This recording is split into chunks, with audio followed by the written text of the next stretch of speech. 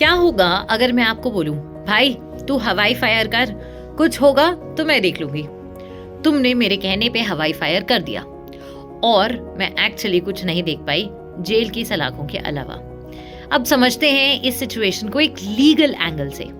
देखो, अगर मेरे कहने पर, मेरे इंस्टिगेशन, एडिंग या कॉन्स्पिरेसी करने पर किसी और ने कोई ऑफेंस कमिट कर दिया तो मैं कहलाती हूं एक अबेटर।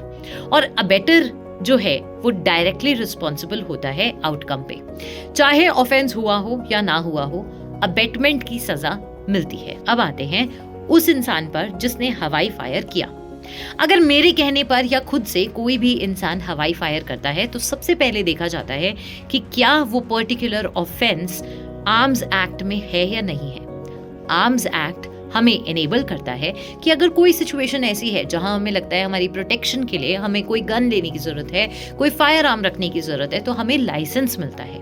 उस लाइसेंस में कुछ कंडीशंस दिए होते हैं जहां पर हम यूज कर सकते हैं उन फायर आर्म्स को। अब इन फायर आर्म्स को अगर मैंने किसी भी पब्लिक प्लेस में चलाया तो वो अगेंस्ट द लाइसेंस रहता है।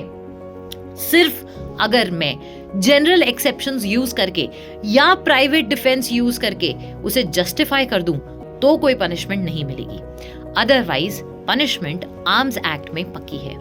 तो अब आप मुझे बताओ कि आर्म्स एक्ट में जो ऑफेंसेस बने हैं क्या वो स्ट्रिक्ट लायबिलिटी ऑफेंसेस है या फिर वो ऑफेंसेस एक्टस रियस और मेंस रिया दोनों रिक्वायर करते हैं। दूसरा, मुझे ये बताओ कि अबेटमेंट एज अ पनिशमेंट क्यों डाली होगी, सोच के बताओ।